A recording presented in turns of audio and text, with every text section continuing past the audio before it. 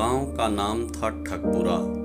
गांव का बच्चा बच्चा जैसे माँ के पेट से ठगी सीख कर आया था। ठगी के काम से गांव का कोई भी इंसान खुद को बचा न सका था। उसी गांव में नंदू के चाचा भी रहते थे।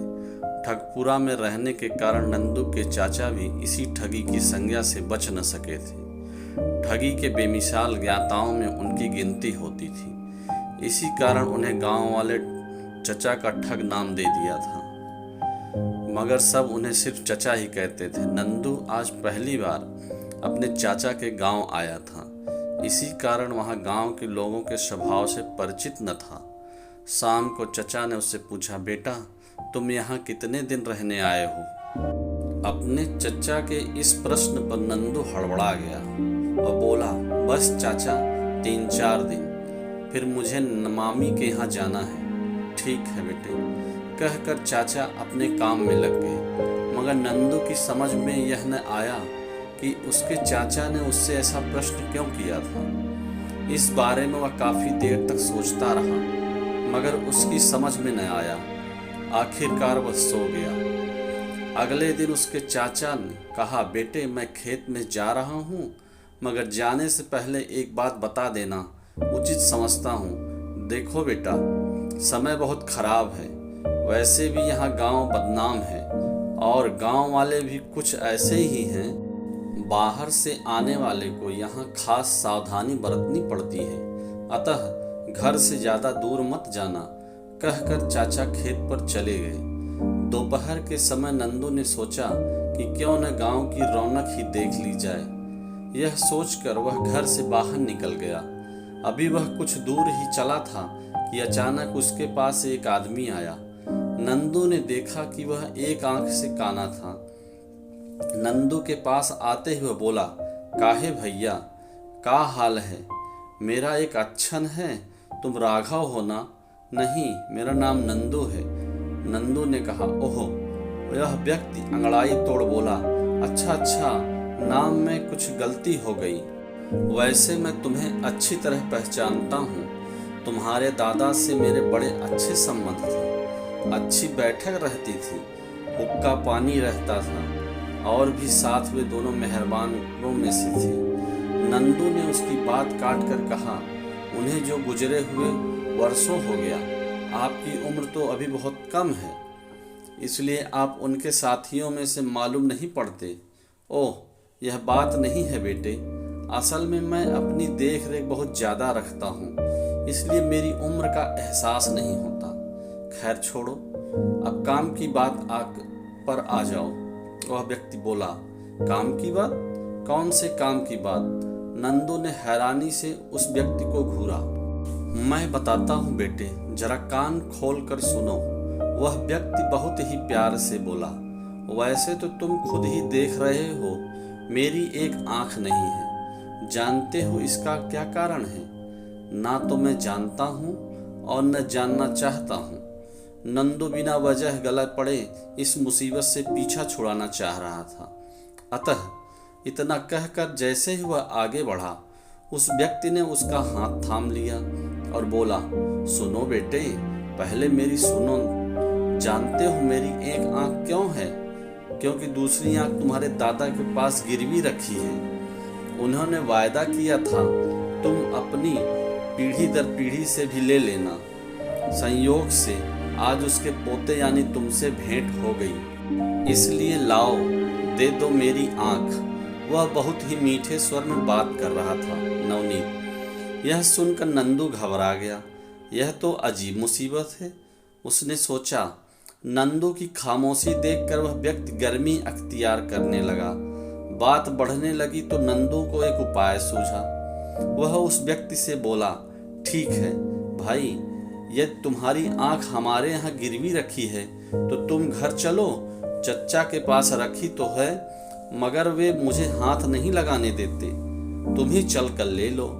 यह सुनकर अच्छन नामक वह व्यक्ति नंदू के साथ चाचा के घर की ओर रवाना हो गया। घर पहुंचकर उसने पाया कि चाचा उसी का इंतजार कर रहे हैं। उसने जल्दी जल्दी चाचा को सारी बातें बताई हालांकि चाचा उसके साथ अच्छन को देखते ही समझ गए थे कि मामला गड़बड़ है। फिर भी नंदू से सारी बात सुनने के बाद उन्होंने अनजान बनकर अच्छन से पूछा, कहो भाई अच्छन, कैसे आना हुआ?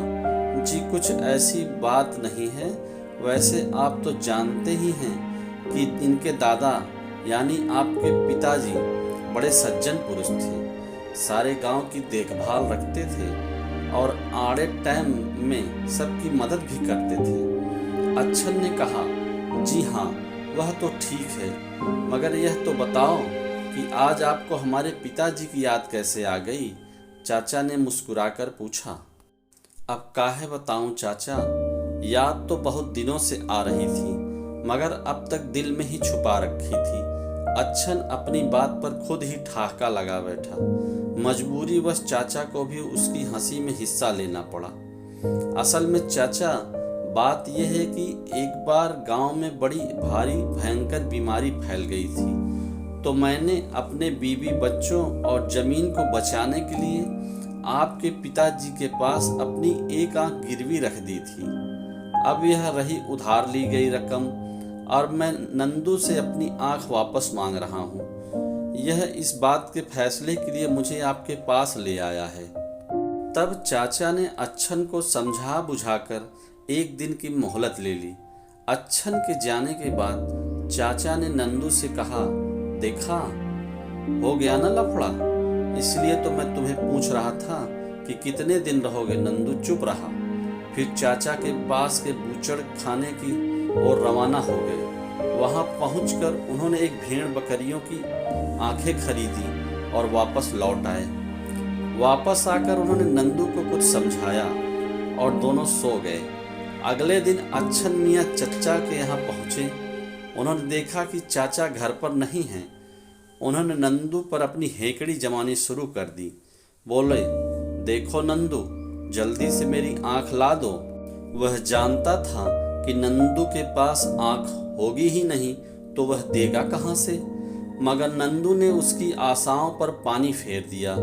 वह तेजी से अंदर गया और चाचा की योजना के तहत वह अंदर से एक बकरी की आंख ले आया और अच्छन से बोला, लो भाई तुम्हारी आंख। अच्छन ने चौंक कर नंदू की हथेली पर रखी आंख को देखा, फिर उसे अपने हाथ में लेकर उलट पुलट कर देखने लगा। वह मन ही मन परेशान भी हो रहा था, मगर आखिरकार ठगपुरा की इज्जत का प्रश्न था। उलट पुलट कर देखने के बाद अच्छन ने मुंह बनाकर कहा, यह तो बड़ी है, यह मेरी आंख नहीं है। वह समझ रहा था कि नंदू के पास वही एक आंख होगी, मगर ऐसा तो था ही नहीं। नंदू वापस अंदर गया और दूसरी आंख ले आया और बोला, तब वह यह वाली होगी। दूसरी आंख देखते ही अच्छन के होश मंतर होने को तैयार हो गए, मगर जल्दी ही उसने खुद को संभाल लिया और बोला, नहीं यह भी मेरी आंख नहीं है। तब नंदू ने योजनाबद्ध तरीके से एक दो बार और आंखें दिखाईं, मगर जब अच्छन ने उन्हें अपनी आंखें न बताई तो वह नंदू झुझलाकर वह टोकरी जिसमें आंखें रखी थी उठाकर लाया और अच्छन के सामने पटक दिया, इनमें से छांट ले अपनी। तुम्हारे जैसे बहुत से गरीबों ने दादाजी के पास अपनी आंखें गिरवी रख दी थी। यह सुनकर और देखकर अच्छन ने झेप उतारने के लिए सभी आंखों से अपनी आंख ढूंढने का नाटक किया। फिर कुछ देर बाद गुस्से में भरते हुए बोला, यह क्या मजाक है? क्यों, क्या हुआ? नंदू ने जल्दी से पूछा। देखो, चुपचाप सराफत से मुझे मेरी आंख वापस लौटा दो। वह आग बबूला होने का भरसक प्रयास करते हुए बोला, क्यों, इसमें तुम्हारी आंख नहीं है क्या? नंदू ने उसकी बात काट कर पूछा, लड़के मुझे ज्यादा बकवास पसंद नहीं है, सराफत से मेरी आंख दो वरना दुगनी रकम वसूल लूंगा। उसने नंदू के आगे टोकने से पहले ही जल्दी जल्दी सब कुछ कह डाला। यह गर्मा गर्मी सुनकर अंदर खामोश बैठे नंदू ने यह सब नाटक करवा रहे चाचा फुर्ती से बाहर आए। बोले, अच्छन भाई, इस तरह तो तुम्हारी आंख मिलने से रही। ऐसा करो, तुम अपनी आंख नंदू को दे आओ ताकि कल वह तुम्हारी दूसरी आंख से मिलाकर वैसे ही आंख तलाश दे। क्या? अच्छन का मुंह खुला का खुला रह गया। अगर कहो तो मैं निकाल दूं अच्छन भाई, चाचा ने गंभीर मुद्रा बनाकर कहा। इतना सुनते ही अच्छन मियाँ वहां से इस तरह भागे जैसे उनके पीछे यमदूत पड़े हों। अच्छन मियाँ को इस तरह भागते देख चाचा भतीजे खिलखिलाकर हंस पड़े। इस तरह चाचा ने नंदू की जान बचाकर बुद्धिमत्ता की नई मिसाल कायम कर दी। हमें यह शिक्षा मिलती है कि मित्रों, अवसर पड़ने पर जो युक्ति काम कर जाए वही बुद्धिमत्ता कहलाती है। बुद्धिमान कभी मात नहीं खाता, अतः हमें बुद्धिमान बनने के लिए सतत प्रयास करते रहना चाहिए। इसीलिए अपनी बुद्धि का प्रयोग भी उसी जगह करना चाहिए जहां उसकी आवश्यकता हो।